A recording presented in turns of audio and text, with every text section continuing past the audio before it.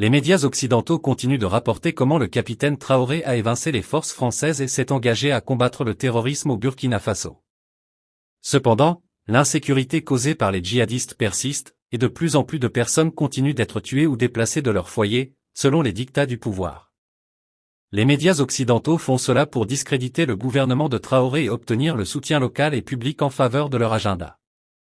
C'est une tactique couramment utilisée par l'Occident pour discréditer les dirigeants qui ne correspondent pas à leur plan, quel que soit le moyen utilisé.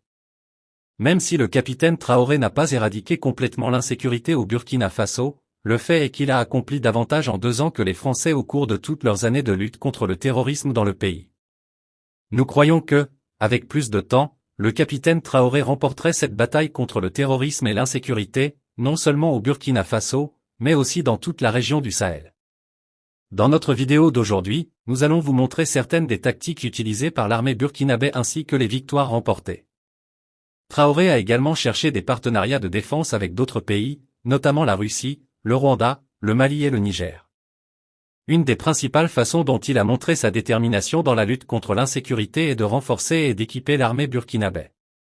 Dans une interview, Traoré a révélé que l'une des raisons pour lesquelles l'armée burkinabé n'avait pas pu faire grand-chose dans la lutte contre l'insécurité était le manque d'équipement et de formation adéquat. Il a également souligné comment les conditions de vie des soldats affectaient leur morale dans la lutte. En fournissant une meilleure nourriture, un équipement militaire adéquat et une formation appropriée, Traoré a pris des mesures pour renforcer l'armée et rehausser le moral des soldats. L'une des premières actions entreprises par le capitaine Traoré a été d'améliorer les conditions de vie des soldats. Il a été rapporté que Traoré partait parfois en mission avec les soldats burkinabés pour les soutenir et rehausser leur morale. En ce qui concerne l'acquisition de matériel militaire, Traoré a été stratégique après avoir évincé l'influence française sur les achats militaires du pays. Il a établi des collaborations de défense avec des pays partageant ses intérêts, tels que la Russie, la Corée du Nord et la Chine. Récemment, l'armée burkinabé a annoncé l'acquisition de puissants équipements militaires, notamment des véhicules blindés, des mortiers automoteurs et diverses armes et munitions en provenance de Chine. Ce matériel fait partie du premier des 5 envois prévus dans le cadre du plan d'équipement stratégique. Ce qui est remarquable, c'est que ces équipements ont été achetés sans aucune aide ou soutien d'un gouvernement étranger. Traoré a souligné que l'acquisition de ces équipements est le résultat d'une gestion stricte des ressources, démontrant ainsi que le pays est capable de mener une guerre. En mars 2023, Traoré avait déjà acquis pour environ 415 millions de dollars de matériel militaire, y compris des drones et des véhicules blindés, pour renforcer les capacités de l'armée. Bien que l'identité du fournisseur n'ait pas été révélée, il a été rapporté que l'équipement comprend des drones, des avions de combat, des armes, des munitions, des transports de troupes et des véhicules de combat. Ces équipements sont déjà utilisés par l'armée et se sont avérés efficaces lors des récents combats. Depuis que le capitaine Traoré a évincé les forces françaises, l'armée burkinabé a remporté d'importantes batailles en utilisant à la fois les forces aériennes et terrestres, ce qui a permis de sécuriser des zones stratégiques près des frontières du Niger et du Mali lors d'une récente opération dans les régions nord du Burkina Faso, proche de la frontière du Mali. Lors de cette opération, l'armée a lancé une attaque féroce contre les terroristes, les contraignant à se réfugier dans une forêt. Grâce à l'hélicoptère d'attaque nouvellement acquis, l'armée a pu poursuivre l'attaque, conduisant à une victoire rapide sans mettre en danger la sécurité de ses troupes. Ce succès n'est qu'un exemple parmi d'autres des réussites de l'armée burkinabé sous la direction du capitaine Traoré. Selon les informations de l'armée burkinabé, plus de 400 terroristes ont été éliminés le 26 novembre 2023. On peut imaginer le nombre d'autres terroristes éliminés depuis lors, et tout cela grâce au leadership du capitaine Traoré. Sous sa direction, l'armée burkinabé a lancé plusieurs campagnes résolues contre les terroristes, sécurisant des zones vitales près des frontières du Niger et du Mali. Lors d'une autre attaque terroriste contre les volontaires burkinabés du VDP, Volontaires pour la défense de la patrie, l'armée de l'air burkinabé a rapidement lancé une contre-attaque. Engageant les terroristes en retraite, l'armée de l'air a mené des échanges de tirs et éliminé les cachettes, empêchant ainsi les terroristes de s'échapper. Des frappes aériennes précises ont été utilisées pour s'assurer que chaque recoin de la zone était couvert, démontrant la capacité et la détermination de l'armée à éradiquer la menace terroriste et à s'adapter aux évolutions de la menace pour protéger les VDP.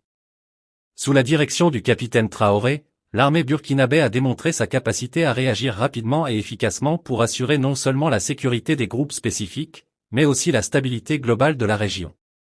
Pour renforcer l'armée du Burkina Faso, le capitaine Traoré a mis en place plusieurs mesures stratégiques pour faire face à l'évolution de la menace terroriste. L'une de ces mesures est l'approbation de l'enrôlement de 300 sous-officiers supplémentaires à Agadez, la capitale. Cette décision vise à renforcer les forces de première ligne avec du personnel hautement qualifié. Une formation complète a déjà été mise en place pour ces nouveaux sous-officiers, afin de les doter des compétences nécessaires pour la guerre moderne et de les préparer à la vie quotidienne au sein des unités militaires. Le programme de formation met l'accent sur la compétence technique, fournissant aux sous-officiers une connaissance approfondie de la technologie des équipements militaires modernes et des systèmes de communication. Cela inclut une expérience pratique des outils de surveillance des armes avancées et des dispositifs de communication, afin de les maintenir au fait des dernières avancées technologiques. De plus, les officiers seront formés à évaluer les situations dynamiques, à formuler des stratégies efficaces et à répondre de manière décisive aux menaces sur le champ de bataille.